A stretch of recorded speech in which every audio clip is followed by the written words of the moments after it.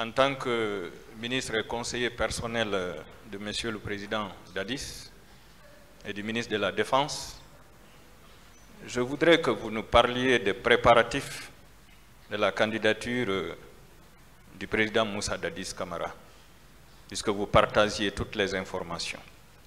Vous êtes trompé.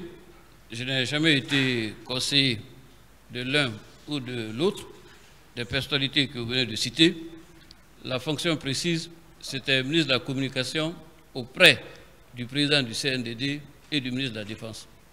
Vous n'étiez pas conseiller spécial? Non. D'accord. Parlez-nous des préparatifs de la candidature du président Moussa Dadis à l'élection présidentielle. À ma connaissance, il n'y a jamais eu de candidature pour la préparer. D'accord. Est-ce que vous vous souvenez du meeting qui avait eu lieu au stade du 28 septembre, organisé par le mouvement Dadis doit rester? Oui, je me rappelle de ce meeting. Est-ce que vous savez que ce meeting était organisé en perspective de la candidature du président Moussa Dadis? C'est vous qui me l'apprenez. Étiez-vous présent oui. Dans ce meeting? Oui. Est-ce que vous aviez entendu le discours de la jeunesse ce jour qui relevait de ce mouvement? Oui. Est-ce que vous savez que dans ce discours, le mouvement avait sollicité la candidature du président Moussa Dadis et que le président avait dit qu'il allait réfléchir? Un appel à candidature n'est pas une candidature? Oui, mais c'était un appel à candidature. Venant de qui? Du mouvement. Même vous, demain, vous pouvez me demander d'être candidat. C'est à moi de décider. D'accord. Est-ce que vous vous souvenez de la rencontre des élus locaux et du CNDD au Palais du Peuple, à l'occasion de laquelle certains élus locaux, notamment celui de Pita et celui de Dubreka, avaient déclaré que toute la population adhérait à la candidature du président Moussa Dadis Camara? Tous les élus, pratiquement du Sénégal, ont demandé à Macky Sall d'être candidat. Répondez à, pour autant, il n'a pas été candidat. À la question, s'il vous plaît. J'ai répondu, Monsieur le Président. Non, vous avez répondu par rapport au Sénégal. Moi, je parle de la Guinée. Ce qui s'est passé au Palais du Peuple ce jour-là. Je n'étais pas à la rencontre avec ces élus. Vous ne vous souvenez pas de ce meeting? Non. Vous n'étiez pas de la partie? Là où j'ai été, je vous l'ai dit, je n'y étais pas. Est-ce que vous savez que cela faisait partie des perspectives de sa candidature? Vous me l'apprenez à cette barre? D'accord. Le tribunal appréciera. Alors, allons-y à l'abbé.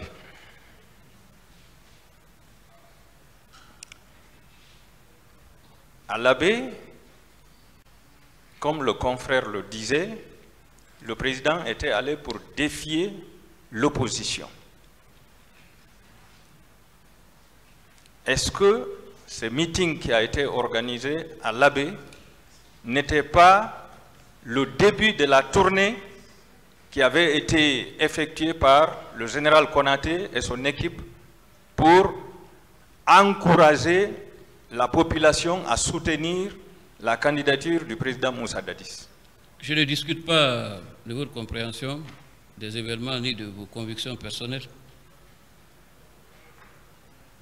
D'accord.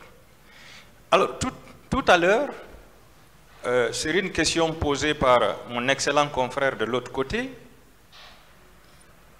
relativement au passage des MiG ou des avions militaires sur l'espace aérien de l'Abbé, et plus précisément au-dessus du stade au sein duquel le meeting s'est déroulé. Vous avez dit que rien n'est excessif pour la sécurité du président. Vous pensez que le passage de ces MiG, de ces avions de guerre, au-dessus du stade et en plein meeting était une façon de sécuriser le président en tant qu'homme d'État? Je n'ai pas d'appréciation sur les mouvements militaires ou les décisions de sécurité. D'accord, je retiens quand même votre réponse. Alors, quittons l'abbé. Est-ce que vous étiez revenu dans la nuit du 26 ou bien vous aviez passé la nuit à Mamou pour rencontrer la notabilité de Timbo afin d'obtenir les bénédictions de cette notabilité pour la candidature du capitaine Moussa? Moi, de l'abbé, je suis rentré directement à Conakry. Directement à Conakry? Directement. Mais le programme là était établi, vous le saviez, oui ou non? Parce que certains membres du gouvernement avaient passé la nuit à Mamou. Je n'étais pas au courant de l'abbé, je suis rentré directement à Conakry. Vous n'étiez pas au courant? Vous savez, ce n'est pas parce qu'on appartient à un gouvernement Une autre question. qu'on est au courant de tout. C'est bon. Je passe. Venons-en au niveau de la nuit du 27 au 28. Lorsque le président vous a demandé d'appeler le président Sidia Touré avec la permission du tribunal, je vais lire le passage de M. Sidia dans son procès verbal. Le 28 septembre à 1h du matin, mon téléphone a sonné. Lorsque j'ai regardé, j'ai compris que c'était un coup de fil au nom de Tibou Camara qui était affiché sur mon téléphone. J'ai posé la question de savoir pourquoi il m'appelait si tard. Il m'a répondu que c'est le président qui voulait me parler. N'est-ce pas? Je venais de me réveiller.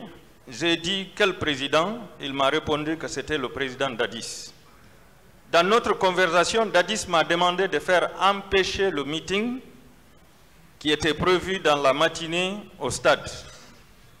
Je lui ai répondu que cela n'était pas possible. À 1h du matin, je ne vois pas ce qui pouvait être possible de faire. Il a donc dit qu'il a beaucoup de respect pour moi, mais qu'il était impossible d'accepter que ce meeting se tienne. J'ai réitéré que je n'y pouvais rien. J'ai eu l'impression que le téléphone était sur haut-parleur et que les deux suivaient ma déclaration. J'ai entendu Tibou Camara dire qu'il fallait faire respecter l'autorité de la loi, l'autorité de l'État. Est-ce que vous maintenez ça? Est-ce que vous reconnaissez l'avoir dit? Jamais. Jamais. Jamais. À partir de là, Dadis s'est déchaîné complètement. Il a dû répéter le respect de l'autorité au moins une dizaine de fois. Est-ce que c'est comme ça que les choses se sont déroulées? Non. Non. Après 8 minutes environ, le téléphone s'est coupé. Dès après, le même numéro qui m'a rappelé. Le même numéro m'a rappelé. Dadis a continué à crier et de menacer de me rendre responsable de tout ce qui pouvait arriver et même de me faire arrêter. 5 minutes après, le téléphone s'est coupé une seconde fois. À partir de là, on n'a plus rappelé. C'est comme ça? Est-ce que vous confirmez cette menace? Non, il n'y a jamais eu de menace. Jamais. Est-ce que vous êtes prêt à une confrontation avec le président Sidia? Je le souhaite vivement. D'accord. Alors, vous avez dit que le téléphone s'est coupé et vous n'avez pas pu le rappeler. Je voudrais savoir si à la présidence, il n'y a pas une ligne privilégiée, en tout cas spéciale, qui ne permet pas ce genre d'interruption. Non, pas à ma connaissance. Il n'y en a pas? Non, pas à ma connaissance. D'accord. Alors, vous avez dit que le 28 septembre, vous dormiez. Et que vous avez été réveillé pour être informé, en tout cas pour être imprégné de ce qui prévalait. Oui. Alors, à 1h du matin, vous étiez avec le président de la République, en train de négocier sur le report du meeting, ce qui n'a pas été accepté. Comment vous pouvez prouver à l'opinion que vous avez pu vous retirer pour aller s'endormir alors que vous vous attendiez à une telle manifestation à laquelle le président s'y opposait? Non, je ne m'attendais pas à cette manifestation parce que, comme je l'ai dit, il y a eu une première médiation la nuit et une seconde devrait être amorcée le lendemain par les chefs religieux. Et je suis de nature optimiste. Jusqu'au bout, j'ai pensé qu'un accord aurait été trouvé. Donc, vous ne vous attendiez pas que la manifestation se déroule le lendemain? Non. Non. D'accord. Alors, tout de suite, en répondant à des questions des confrères, vous avez dit que le président n'était pas opposé à la manifestation. Comment vous pouvez être affirmatif pendant que son ministre de l'administration du territoire et de la décentralisation avait fait un communiqué interdisant toute manifestation dans la journée du 28 septembre? J'ai commencé hier par dire que je parle de ce que moi, personnellement, je sais, j'ai vu, j'ai vécu. Mais, monsieur le ministre, vous avez dû avoir une rencontre interministérielle ou même avec le président, au cours de laquelle vous avez parlé de cette manifestation pour que des décisions ou des résolutions soient dégagées pour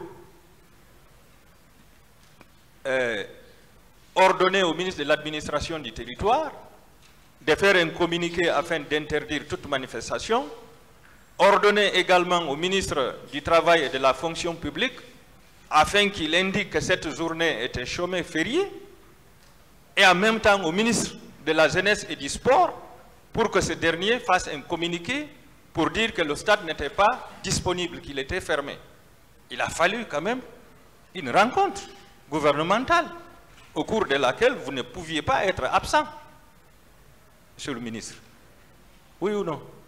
S'il y a eu de telles réunions, je n'ai pas été au courant et je n'y ai pas participé. Je suis formel et j'attends qu'on m'en apporte la preuve du contraire. Vous êtes formel que vous n'étiez pas au courant du communiqué fait par le ministre de l'administration du territoire la veille? Je vous ai parlé de ce que je sais. Vous êtes formel que vous n'étiez pas au courant du communiqué fait par le ministre de la Fonction publique? J'ai parlé de ce que je sais. Ok. Alors, dans cette nuit du 27 au 28, une réunion s'est tenue discrètement à la présidence là-bas, au cours de laquelle il a été discuté des dispositions à prendre pour la répression de la manifestation. Est-ce que vous étiez présent au cours de cette réunion? Si une telle réunion a eu lieu, je n'y étais pas présent. Vous n'y étiez pas présent. D'accord. Est-ce que vous êtes au courant que le président avait ordonné à la hiérarchie militaire de caserner tous les militaires et de ne laisser que les gendarmes et les policiers pour assurer le maintien de l'ordre avant la manifestation? Est-ce que vous étiez au courant de ça? Non. Vous n'étiez pas au courant? Non. D'accord.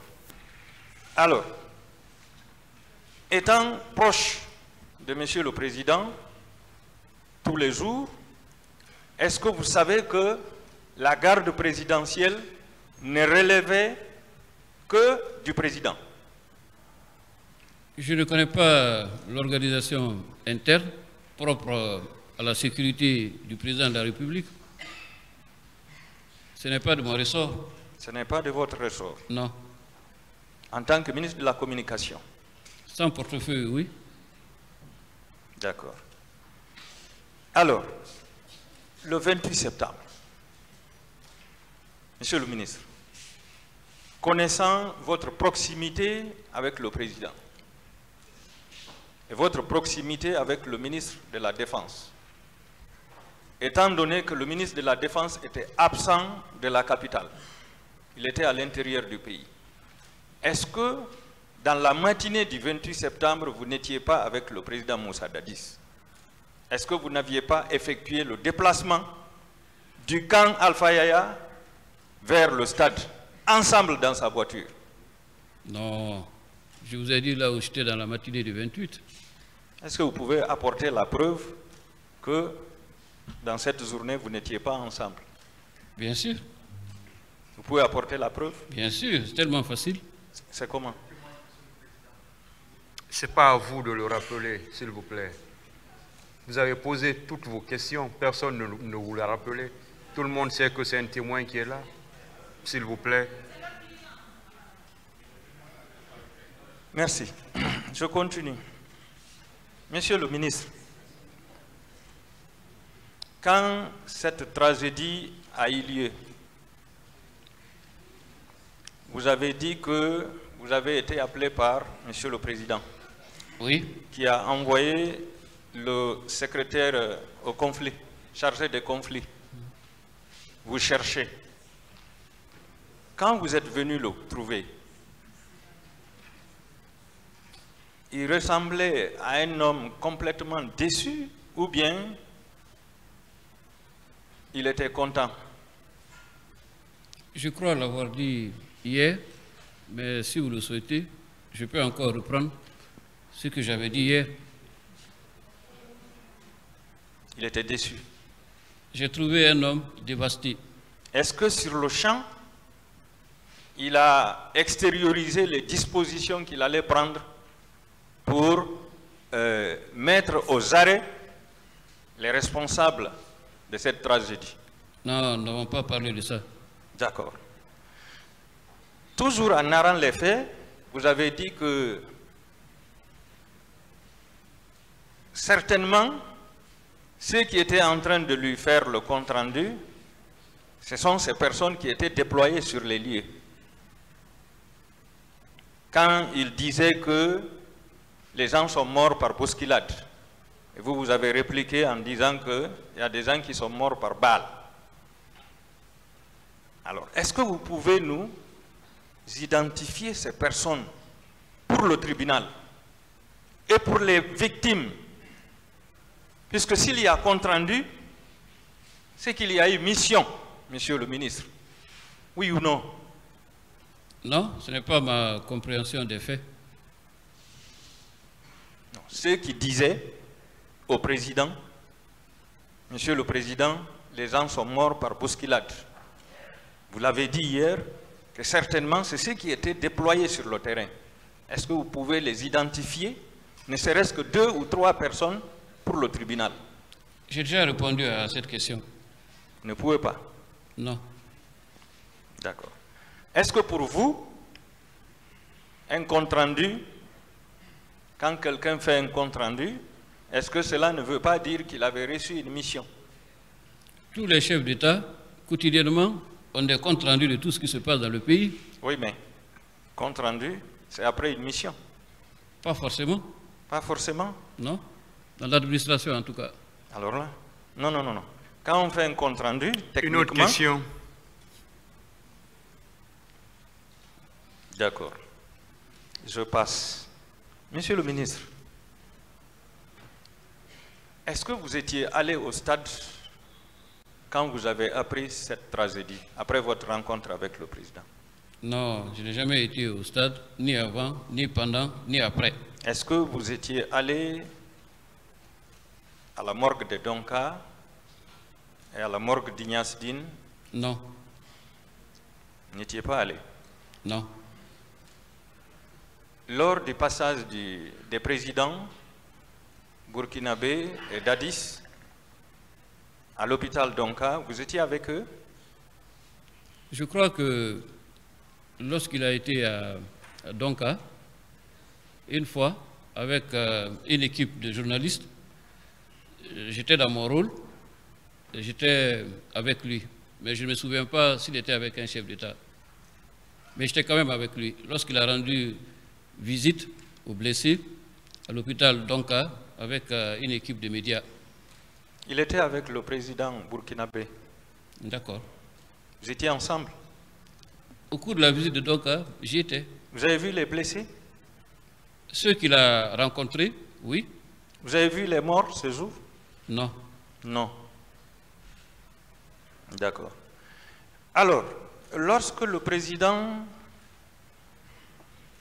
en s'adressant à la presse, suite à ce massacre, déclare que les leaders politiques ont amené les enfants à la boucherie,